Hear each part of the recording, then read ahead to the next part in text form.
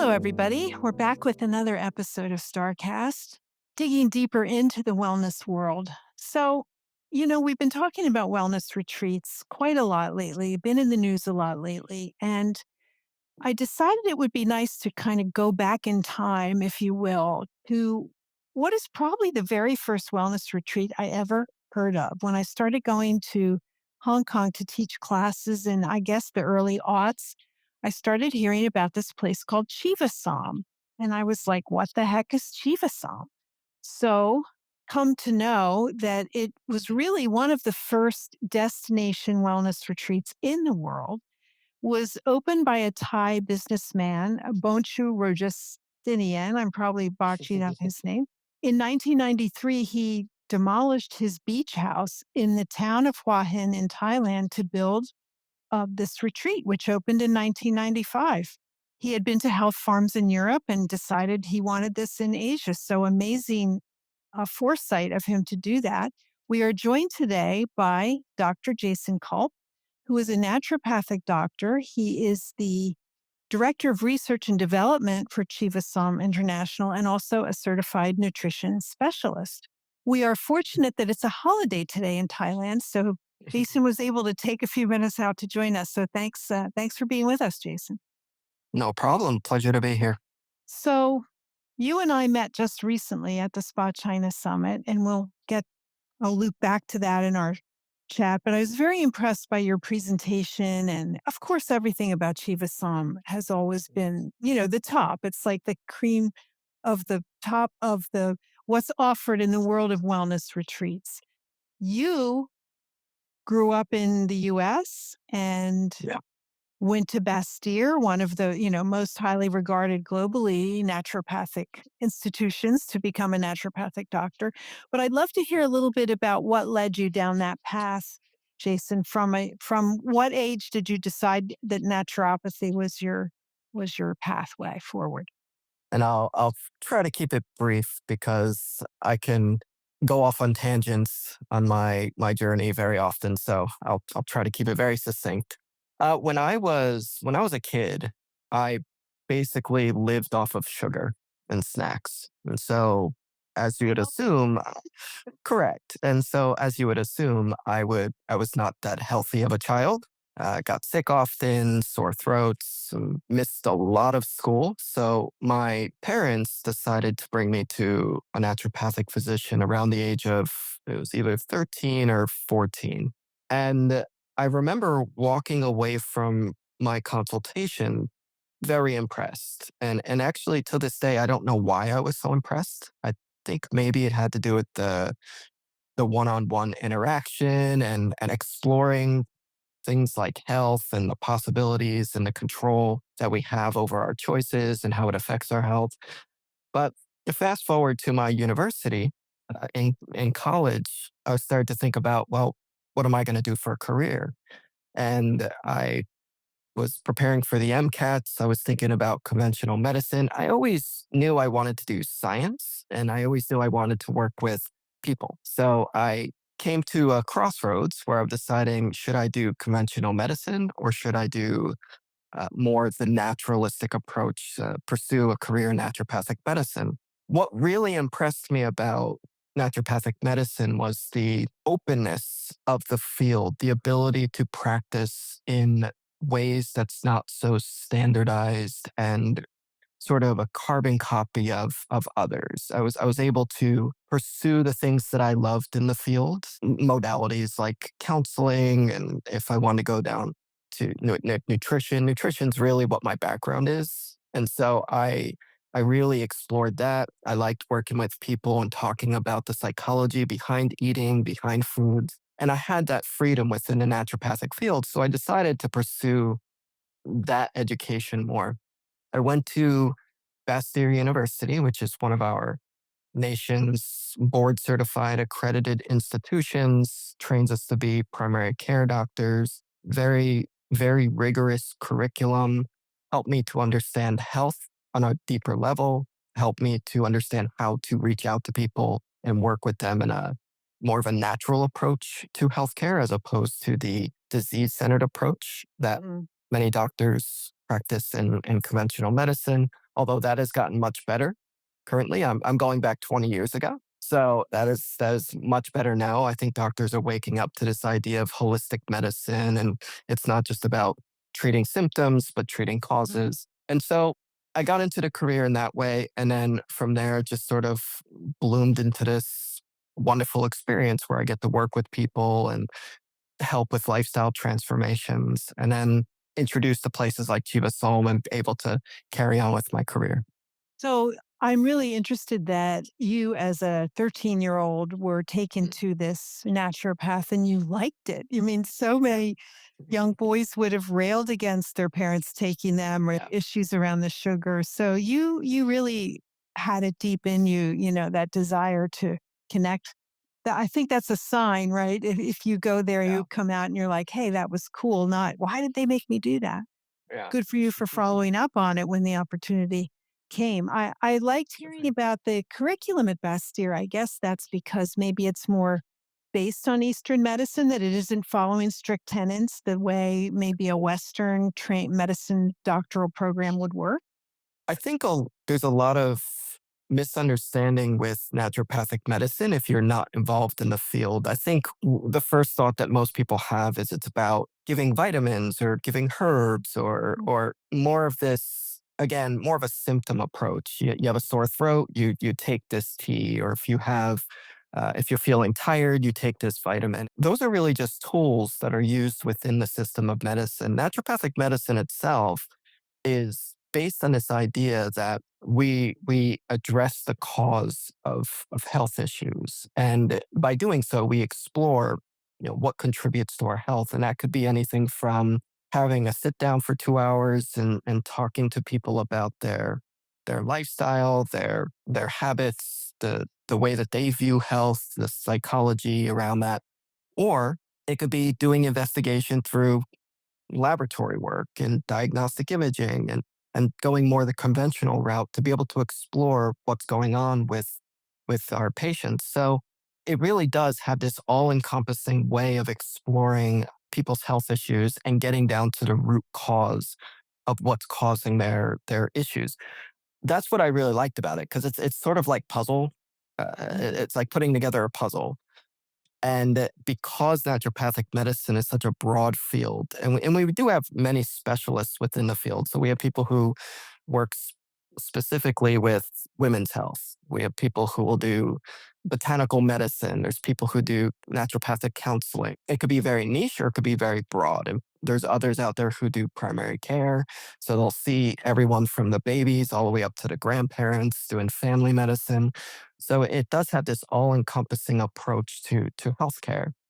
And at Bastyr, when I did my training, it was rigorous studies. We had like 1 year of cadaver lab and dissection, and we Mm. had all of the basic sciences, and then we had our clinical sciences, and then our internships. And I did a residency after my training, and then going into practice. So it is a very rigorous process that we go through to get trained to be able to exercise that knowledge to explore the cause of disease. And that's really just the core, the foundation of naturopathic medicine is this exploration of the cause of imbalances and of disease. And then, of course, removing those causes, doing our best for if getting people to change their lifestyle, trying to motivate people to participate in their health as opposed to being passive and taking medications and forgetting about their issues. So it's a very interactive process. And now that I think back to my 13-year-old self, I think that's what I really liked was that it was more what could I do as opposed to what is this doctor going to do to me? He's not forcing me to Mhm. do anything. Mhm. Instead, he's giving me the choice and he's giving me the tools and giving me the confidence to be able to make those choices. So I think that really works well for a lot of people. I agree totally. I mean, it sounds on the surface like, well, what medicine should be, right? Like finding out what is causing whatever issue and fixing Yeah. it, as you said, rather than the band aid approach of, well, you have this symptom, we'll give you something to address the symptom, but maybe Yeah. not the root cause. And then you're back a few weeks later with some other symptom that may or may not be related. it never made sense to me. Like, let's find out what's wrong and fix it. Yeah. But so And much of it, it might be diet. We'll get into that, but I think that most Western trained doctors don't go into that part of it, right? The nutrition part of it. yeah, and I think there's a bit of a misunderstanding around naturopathic medicine because I think a lot of the vocabulary that we use to describe what we're doing is a bit outdated. So Hmm. there have been updates to the field. I think that systems of medicine like functional medicine or lifestyle medicine are basically just adaptations to modern times, taking Hmm. more of these antiquated terms from naturopathic medicine and making them so they're more acceptable to the modern medical community and people who really want to take a science-based approach. We're all speaking the same language. It's just using different words, different Hmm. vocabulary. And so Sure. I think that naturopathic medicine is sort of the root of all of these holistic systems that we start seeing now, like functional medicine, lifestyle medicine, and so on. Treating the whole organism or the holistic approach rather than Right. driven by symptoms. So you came out of medical school, you had your residency, and then what was your next role? So I ended up Bastyr is over in Washington State, which is West Coast, and my family's over in the East Coast. So I decided to move back to East Coast. I'm originally from New Jersey, Mhm. and I moved over to Connecticut to start up a practice. And then uh, serendipitously, this position came up at Chiva-Som. It got posted, and I didn't have many patients. I ended up when I moved my practice, I dispersed my patients to my colleagues, and then I ended up starting anew on the East Coast. And Chiva-Som posted that they needed a naturopathic doctor to come and work in the resort, and I ended up really thinking about what did I want to do next, and travel was actually one of the things I wanted to do. So this seemed like a really good opportunity to sort of feed two birds with one seed kind of thing. I could Mhm. travel as well as I could do, what I'm trained to do and what I love to do. So I ended up packing up my bags and updating my passport and heading out to Thailand. And that was going on 15 years ago. And so after when I first started, I was just a naturopathic physician. So I would see clients who would come in. They would have either nutrition consults, naturopathic consults. I also did counseling. So there was some different services I provided for those clients. And then after 2 years, I was at a crossroads again thinking, do I continue with the career here or do I move on and do other things? And then Chiva-Som approached me and asked whether I wanted to help develop and start the research and development program. So it seemed like a good opportunity. It was a different challenge. And so I took that up. And so the R&D department started up around 13 years ago, 12, 13 years ago. And then over time, I took over as the director of research and have been doing that ever since, so about 13 years now. So I haven't seen a wellness resort or medical resort that has a research and development arm. So, what are you doing, Jason, in your Yeah. daily work? What are you researching and developing? Yeah, it's a great question. They have them. I think a lot of it falls under business development, Hmm. but research and development is really about monitoring the field, looking at the trends within the wellness industry, and my one of my primary jobs is filtering out some of the noise that comes along with the industry. So we know that wellness is now, sorry if I misquote it, but it's either a 7 trillion or 8 trillion US dollar industry. Hmm. Hmm. It's very lucrative. It's easy to profit in it if you have resources and if you have a team able to provide services. So it's a little bit now. We have to be very cautious because since it's so lucrative, we do get a lot of those treatments and products and services that get put to market quickly, and those may or may not, serve our clients very well. So one of my jobs is to filter out the noise, the stuff that Hmm. may not be effective, certainly filter out the stuff that's not safe, and then bring in evidence based wellness practices that also is congruent with our philosophy. Our basic philosophy is lifestyle transformation. So if it's something that will help people to be motivated to make changes in their own lives that helps with sustainable wellness, then we'll look at those treatments more. But if it's something that's really short term, short lived, it just seems to be a fad that's there to make quick money and then exit, we filter those out. We don't really welcome things like that. And even if it seems like it's highly popular or it's trending at the moment, we'll decide whether we think that it has a short-lived or a long-lived track record, and then we'll filter those out and make sure that they don't enter into our menu. Well, that's a big responsibility. Yeah, and it's a fun one because it gives me the opportunity to explore some of these technologies and services and to really think deeply about what we're doing for our clients. So again, going back to that, sticking with your philosophy, sticking with your ethos. If it's lifestyle transformation, just if there's something that's out there that seems shiny and it's going to be a quick profit, does it really match up with your philosophy? And I think that people appreciate that because that's delivering genuine, authentic wellness care as opposed to some of the quick fixes that get put on the market in order to make profit. Well, let's talk a little bit about the scope of Chiva-Som so people understand. You have somewhere between 50 and 60 accommodation rooms, I believe, but you have 70 plus spa treatment rooms. That's a very interesting ratio that we don't often see. Krip Rajanistan is now the CEO, the son of the founder. I know there was a major renovation project, where it's probably been 2 years now. So Yeah. set the stage for us with what happens, like what kinds of guests are coming and what are they expecting? How long do they stay? Yeah, so we did the major renovations back in I think it was 2018, 2019, which was slightly unfortunate because then we got into the COVID era. So we were closed for 6 months each period for renovations, and then we got to COVID, and then we closed a bit longer.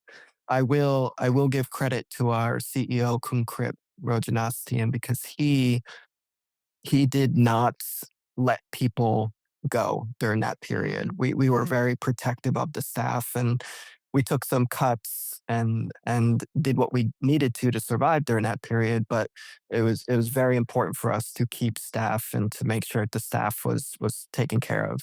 So we did the renovation period, opened up again, and our clients have sort of shifted over time.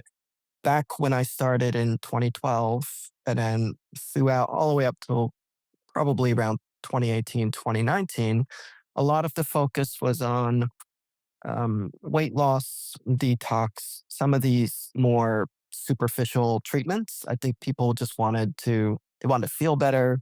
They wanted to work on some elements of their health. They wanted to lose a couple kilos. They wanted to feel better. And you would see the occasional person with a complex health issue, and then you would help them work through it. But for the most part, many of the people who would come to us wanted some of those surface issues addressed. So the weight loss and detox and stuff. Around 2022, 2023, I think people became a little bit more hyper aware of their health because of COVID and what everyone went through and the fear around that. So now there's a lot of people who come to us who really want to focus on their health as well as longevity. Longevity is now the word that everyone's Mhm. using. They want to Yes. live longer, but not only live longer, they want to live healthier into their older years. So we start to see that shift in the clients that come to us. Most people will come anywhere between 7 to 10 nights. We have people who will come for 2 weeks. There's the long haulers, the people who would come for 3 weeks, 1 month.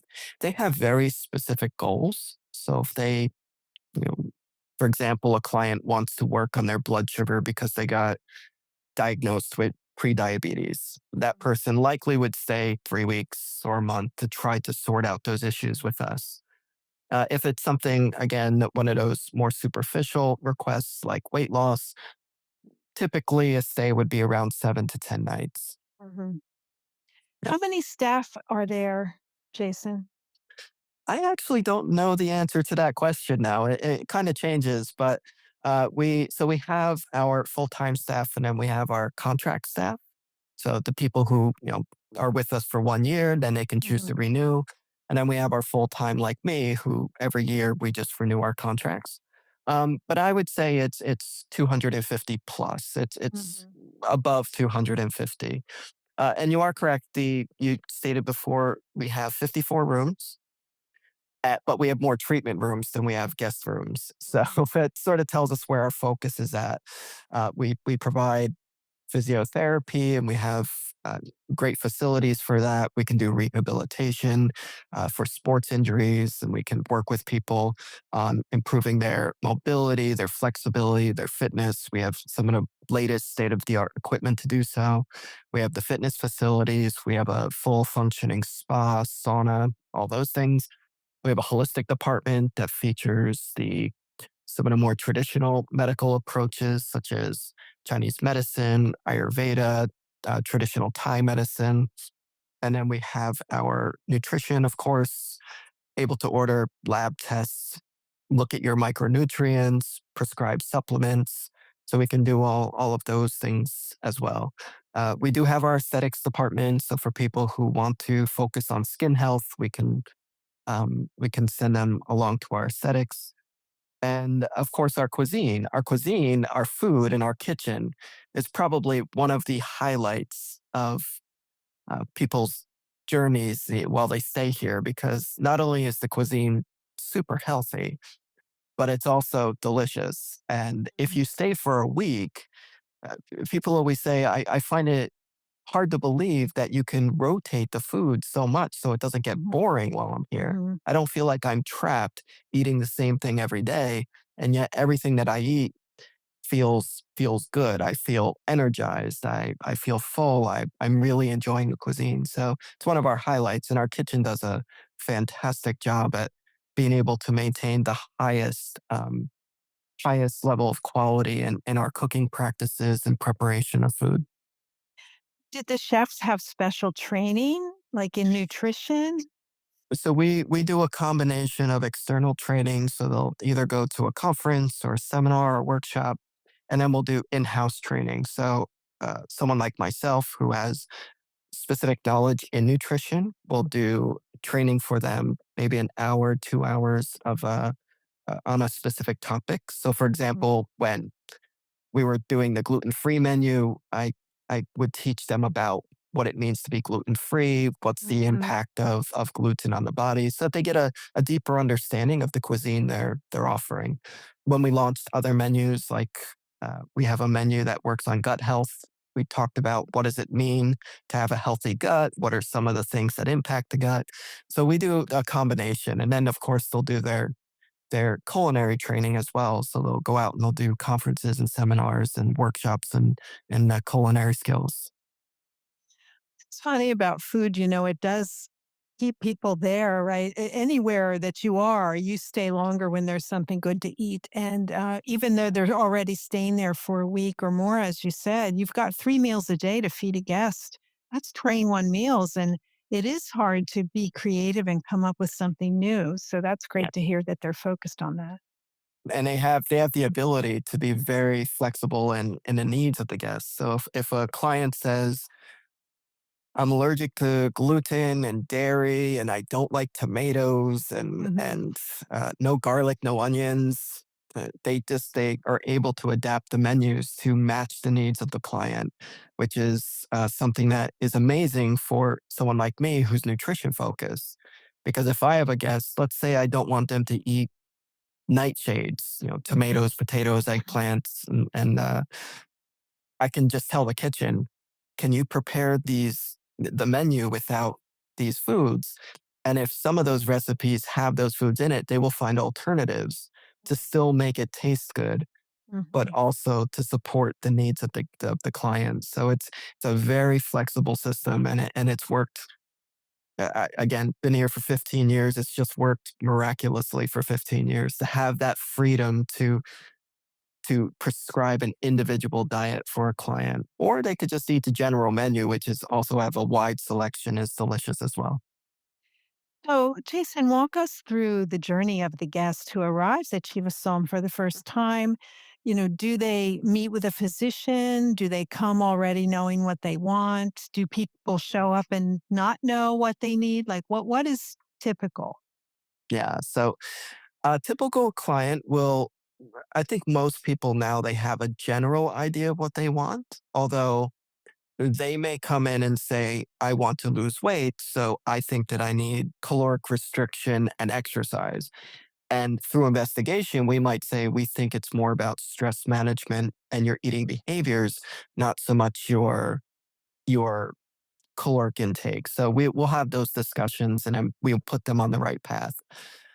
But when people come in, they will meet with a wellness advisor. And these advisors usually have a healthcare background. They might be a nurse or a physiotherapist or Chinese medicine specialist. So they have this unique healthcare background that prepares them for dealing with general health issues.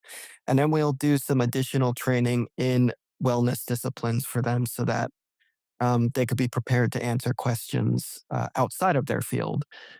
And so when you meet with your wellness advisor, that wellness advisor will have a discussion with you. They'll go through your intake form and then they will discuss what plan they think you should you could go on. And this aligns with your individual goals. So if you come in and say, I want to lose weight, but I also want to improve my sleep.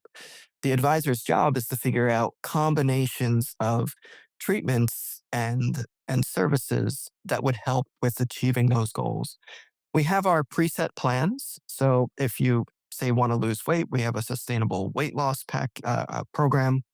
If you want to, let's say you just want to relax and rebuild yourself because you've had a stressful couple of months, we have some program that you can come in and you can sort of just relax and go through the treatments that help with rebuilding. But all of that could be modified. So if you were to come in and say, I don't really like massage, but that's part of your program, we could change that. We could swap it Mm. out for something else. So the plans are very flexible and they're meant to be that way so we can personalize each plan to you. So you meet with your advisor, you'll get your plan. That advisor's with you throughout your wellness journey. So if you are here for a week, 2 weeks, 3 weeks, you'll be scheduled to see that advisor. You could see them every day if you want, but they'll usually schedule moments where they can check up on you, see how you're doing, if there's anything that needs to be changed. And basically, we give you all of the tools. You're out there in the resort. You're able to join classes. You're able to just relax by the pool if you want. You can go in the sauna. You can enjoy the public facilities. But at the same time, if you need guidance, if you say, well, I really want to become more fit while I'm here, we have our personal trainers, we have our facilities that can assist with that. So it's a very comprehensive and personalized approach, but it's also not so strict that you don't have flexibility within the Mm. program. And we do that on purpose. And the reason is that when you go back home, we really want you to continue on this lifestyle. We don't want you to come to us and follow our strict regimented program, go back home and then say, well, now what? How do I How do I continue this? maintain this?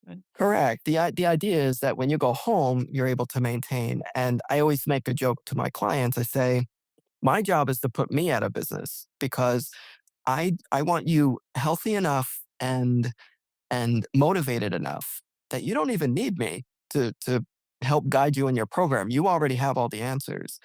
And so it's a little bit of that preparing people so when they go home they can continue to promote their health. And that's really what wellness is about. Wellness is about sustaining your health, sustaining your well-being through the choices that we make every day. Well said. I have just a few questions on that before I want to move to Sure. another topic. When you arrive as a client, as you call them, I like that. Do you get labs and do you have a choice of food? And are there supplements? Are there nutritional supplements recommended? We have clients that arrive from around the world and they have their medical teams at home. I've had people bring me their full laboratory reports and say, "This is my numbers. Can you Mm, comment on it? Can you give me your feedback? What do you think I should do while I'm here based on my laboratory report?" We will have people who have pre existing medical conditions. They will need to be restricted in some ways. So, for example, if somebody who is recovering from a surgery will have to modify their program so that we don't cause injury or worsen their condition. Um, if they come in and let's say they do a program that requires additional supplementation, so one of them might be the detox program, and we want them to have a bit more B vitamins during that process so that they can have liver support, they can have nutritive support for that detox process. We'll provide that for them. If we feel like there is something that they require based on laboratory work, so one of the most common deficiencies we get is vitamin D. mhm. We get the laboratory report back. We'll prescribe it. We'll give it to them, and they'll be able to take that. I'm not a very big supplement provider. I don't use them very often. I like to do a lot of things through nutrition, through food. But when necessary, we can do those prescriptions. And we can also give advice for when they go home as well and say, you should stay on said supplement for 3 months or 6 months, or you should take a probiotic, but take these strains and take them for 3 months or 6 months. And so we'll provide that whole plan so that when they go home, they take all that information with them. So helpful to have that because honestly, when you walk down the aisle at Whole Foods or the general nutrition store, there's so many options. There are so many kinds of supplements and they all sound Yeah. great, but you don't know, well, which one and how strong should it be and how long should I take it? So that sounds like really Yeah. valuable guidance to come home with. And like I said, since the field is so lucrative, well, lots of money to be made in wellness. Mhm. There's a lot of supplements out there that people are taking that I don't necessarily think are necessary or helpful. Mhm. And in some cases, they could be harmful. But the good thing is, so when I meet a client, I will provide my email address, and I actually tell my clients, if you're in that Whole Foods aisle and you see something that you think is a good idea, but you're not really sure, take a photo, send it to my email. I'll comment on it. I'll tell you whether I think it's appropriate for you or not. We like to keep continuity of care. We don't want people to leave us thinking that they were just a consumer for a short period of Mm. time. We really want to keep that connection. It's actually one of our strongest points of Chiva-Som is that ability to remain connected with clients. And a lot of people who come back to us, they say that's one of our strengths. They usually use the phrase, it's like coming to my second home. They have this idea that we're a trusted resource for them, we're a place they can go that they they can pursue their wellness journey, they trust us, but also they feel like we care. And that's actually, it's a little bit silly to say because you want to hope that all of your wellness care providers make the client feel like they care. But if somebody is coming to you for a defined period of time and they go back home, you have to go that extra mile to stay connected with them to say, even when you're home, we're thinking about you. So again, I always tell my clients, stay in touch, update me. I like to send out, say, a 3 month, just a follow up email just to say, how are you doing on your wellness plan? Is everything going well? What's working? What's not? Can we make some adjustments? And that way we keep that connection. And then many of our clients still come back year after year. So we'll be able to do that follow up the next year, but at least keeping that continuity of care throughout the year so that they don't feel like they're left alone. And then when they come to us, then they that we feel they're important. They're important to us the whole year. Well, that seems obvious. I mean, you're saying to them you want to show them that you care because you do. You know, you're going to, you're a physician who's telling people to text him, message with pictures of the supplement aisle. I mean, that's a very generous offer. But Yeah. I think it does make people feel like, oh, okay, we just, everybody needs a health advisor that they can trust. Yeah, especially now with social media, there is just so much information out there that So it's much. you need that filter. You need someone to be able to filter out the noise. So we try to provide that. Well, it sounds like you're doing that well. Yeah. Jason, were you involved at all with the development of Zulal? Mhm. Yeah, so I was one of the primary builders, I would say, of it. I helped develop the conceptual framework around it, which included the traditional medical aspects. We do traditional Arabic Islamic medicine, what we call TAIM, which is one of the defining points of Zulal, Mhm. as well as the family wellness side of it. So Mhm. the idea is that we develop the resort with two sides. The one side being more of the solo journey, the person who wants to explore their wellness on an individual level. And then we have the family side, which is you bring your family along and you pursue your wellness goals together as one unit. And so when we originally took up that project, I think it was back in 2015 or 2016, that was the idea, was to create this wellness hub in the Middle East that focused on the traditions, the practices of the region, as well as this idea of family wellness, multi-generational wellness. And so, yes, I was very much involved in that development of the menu of services. I trained the first group of advisors that worked over there, and just sort of stayed in touch with the resort for advising and consulting on technologies and services that are now part of it. Now they're up and running. They're able to be more self sufficient, so they're Mhm. kind of running the show themselves. But yes, that was originally my baby, and now the baby's kind of grown up. Yeah, for listeners who don't know, Zulal is in Qatar, and it is on the northern tip of Qatar on the ocean. And it opened. It's only been what, 3 years, maybe? About 3 About years, I 3 years. think. I remember it was before the World Cup because Yeah, the German team actually stayed at Zulal. right. It's supposed to have amazing facilities. I haven't had the chance to visit, but I love Yes. the idea of the traditional Arabic and Islamic medicine. That's a generally underexplored genre, if you will, when it comes to wellness. Yeah, it's very similar to what we know about traditional Chinese medicine or Ayurveda.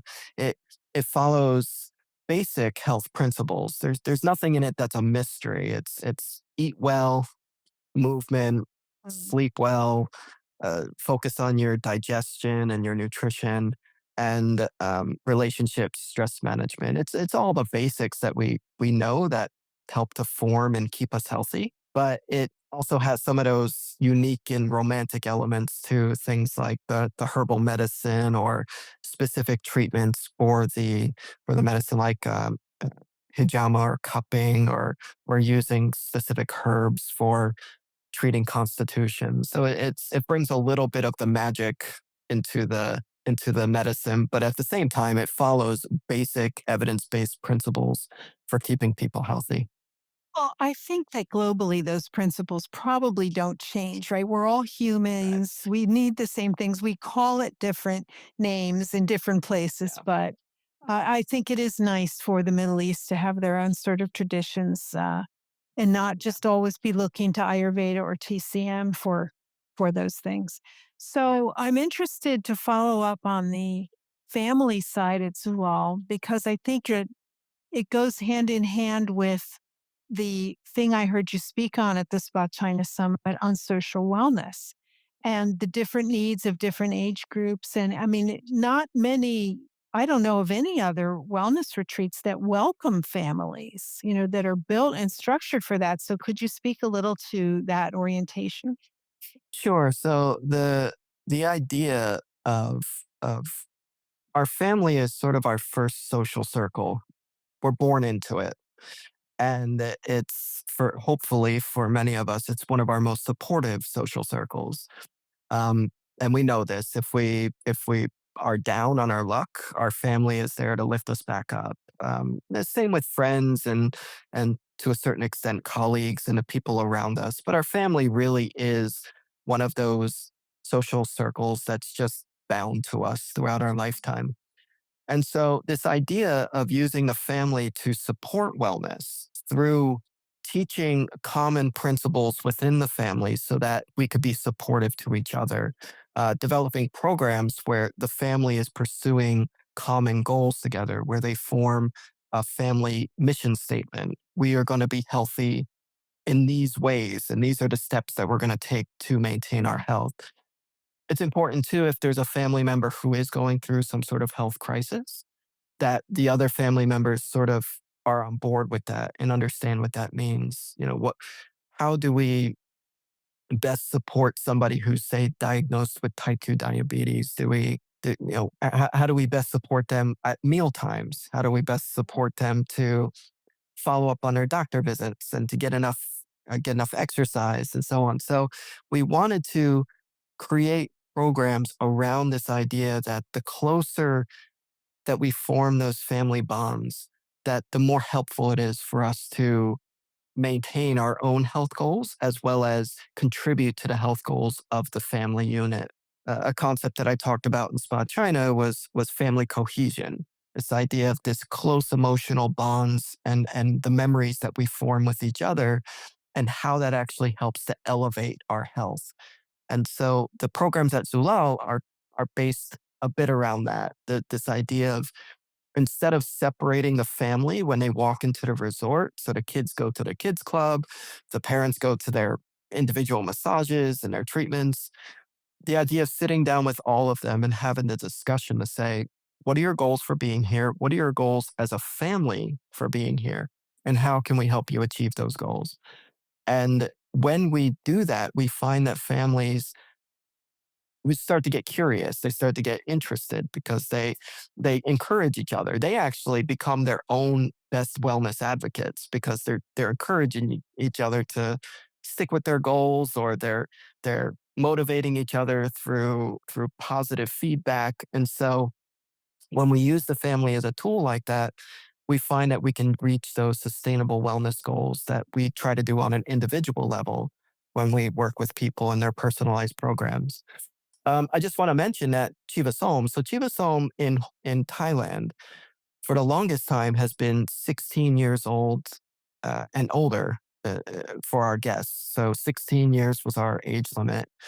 And we've recently reduced that age limit to 14 years old because we do want to try to welcome in this younger generation so that we can be able to have that multi-generational aspect to the programs in Thailand as well. So if we have say a 14-year-old comes in with their parents and maybe the grandparents come too, we can help to develop not only individual programs for them, but then keep them together as a family as well, have them join group classes, have them do activities together. That's fascinating. But it makes sense, right? It's if you're a young child, maybe you're 6, 8, 10, and you are with your family in this place that encourages wellness and wellness related behaviors, and your parents are Yeah. paying attention, then maybe, maybe it becomes ingrained. It's too early to say, I'm sure, but we can go back And in 10 years and ask the kid who came first to Zalal what the effect was. what I find most amusing is when the kids become the sort of the police for wellness. So Mm. their parents are doing something and the kids go, "Wait a minute, that's not what we were taught. You're eating this and that's not good for our health." And so again, it's that we kind of become each other's advocates and motivate each other for maintaining our wellness goals. And when you build memories around that, positive joyful memories. That sort of sticks with children. This idea of, Mhm. oh, I remember when we went to Zulal and we had a lot of fun playing that game and I remember my father telling me I did a really good job. And so these memories sort of stick with us. They form who we are when we become adults. And maybe they bring their own children as well later on. And I've had the fortunate opportunity to see clients at Chiba's home here for the last 15 years and see, like, they'll come in the parents will come in and they'll see me 15 years ago, and then I'll be seeing their teenage kids later on, and you'll see that they'll bring in the family into the wellness element too, because I think we want what's best for our families, right? We want everyone to be healthy. We want them to be happy. And so you'll start to see that generational inclusion into our programs. And you even have like the kids bring in their parents, so the grandparents come, and then the younger kids come, and it becomes this whole family participation event. And we really like to see that. That is awesome. Really awesome. How does the social wellness aspect play out, say at Chiva-Som, where you don't maybe have the kids, but you have different age groups? I mean, does your programming, is any of it oriented around encouraging social activities? Yeah, so we of course have the group classes, although some of those group classes could be, even though people are together, they could still be individual. So you think about a yoga class, you're sort of focusing on yourself and your own poses. But we do have group classes too that are inclusive. So we have participation between multiple people and being able to promote wellness through interaction with others. We do have some visiting consultants that offer services that involve a group setting. So they'll either give a lecture and there'll be a discussion, or there'll be some activity where conversations can happen, that social aspect can happen. If it's families coming in, we will focus on the individual health aspect, but then at the same time, we'll say, we think that your family would benefit from joining this program. Or let's say they like golf, they're passionate about golf. We Mhm. have a program where you can, go and you can golf with the family. And so we have all these services that we can employ when people come in to try to both give them that individual focus as well as keep them together as a family throughout that process. And of course, there's the meal times. So again, the restaurant, you sit down, you talk about your day, you talk about the personal trainer told me I was really fit, and those conversations happen around the dinner table as well. So given those opportunities for people to put down the tablets, put down, because we don't allow phones and tablets in the public spaces. Put down the tablets, have conversations, be able to interact and discuss their wellness experiences, and that seems to be really beneficial for a lot of people who come in. Well, we are learning so much about social engagement. We have the interaction of the internet, which is cutting it weirdly, right? I mean, social media, but cutting down our engagement with actual humans. Loneliness, which you talked about in your Spot China presentation, how we combat that through, but we're in the business of providing treatments in rooms but with alone people on their own, so Yeah. those two things don't really go well together, and I think we have to work on a way to Yeah. encourage those social activities.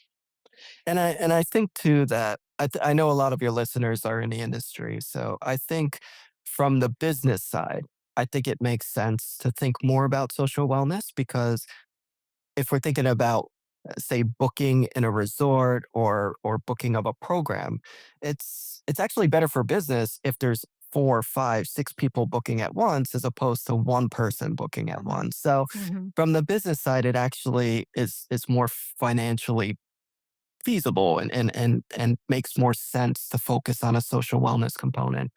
And I think that too, people really enjoy that when they can welcome their friends and family into a program and they can enjoy it together. We tend to have a lot better time when we're able to interact with the people we trust, we care about, we can laugh with, we can make mistakes with, we can build memories with. And so I believe that these programs are going to become more mainstay within wellness resorts and wellness retreats. It's happening already. If you mhm. read the reports through Global Wellness Institute and some of the other wellness trends reports out there, social wellness is just becoming more and more mainstream. And I think that Mhm. that's just going to continue. Well, that's all just really great to illuminate the experience at Chiva-Som and what you're doing there. So wonderful. Sure. I'd like to ask you a more personal question about social wellness. As a Jersey boy who now lives in Thailand, Sure. Sure. two very different social environments. How would you contrast them and how you have taken up a life in Thailand? You speak Mm, Thai amazingly, mm. very difficult language. How is it different for you now when you look back on your early time in on the East Coast of the US? Number one, living in Asia, you have to learn to tone down the just call it the aggressive approach in communication. It's living in Asia. There's a lot more of this passive, gentle nature to communication. Mhm. You have to be patient with people. If you want to communicate clearly, you have to um, take time out to be able to communicate your message, check in, make sure that it was heard, and learning a language, of course, is helpful. Although still, I have a lot to learn. There's a lot of nuances to learning Thai and being able to speak and communicate with my Thai colleagues, my Thai friends. But the great thing is, if you take time and patience to do that, people see that effort, and so that communication actually is easier than you think. If you really want to try to communicate your message and the person sees, you're not only trying to do it in their language, but you're also trying to do it in their demeanor. You're not being Mhm. aggressive, you're not being forceful. It becomes a lot easier, and people recognize and appreciate that. um, a funny story. So I go back home every year and I visit my family in New Jersey. And when I first started going back home, from being here for a couple years, I did feel a little bit like a tourist in my own Mm. state because I was not used to sort of a fast paced, really, really short communication style. And everything from driving to interacting Uh-huh. with people at the store felt a little bit foreign to me when I went back because I was so used to slowing down and Gentler being way. more gentle, more passive. And I remember, standing there in a shop one day waiting for my breakfast and interacting with the person who is preparing it and thinking, wow, I feel like I'm talking to somebody in a foreign country because I'm so used to the way that I interact with people in Asia that I'm not used to the fast pace of New Jersey, which I love. I mean, it's a different feeling, right? It's not a good or bad thing. It just feels different. But I did have to build a lot of awareness around that communication because if you are aggressive, if you are too short in your communications, you end up having a lot of misunderstandings, you have a lot of resistance, and the perceptions can change. And so learning those nuances around communication was, of course, very important to live here. And still learning, still in the learning process of that. Well, good for you. That's a big change, New Sure. Jersey to Thailand and Yeah. embracing that culture and language and all of it. But Asia, so many people who live there just can't leave. When they leave, they end up going back. It's just a very nice way of life and a very beautiful part of the world. So, Dr. Jason Culp, thank you again for joining us and for all the Sure. work that you're doing, Director of It's been a Research pleasure. Development at Chiva-Som. And I hope our paths cross again sometime very soon. As do I. Thank you very much for having me. Thank you.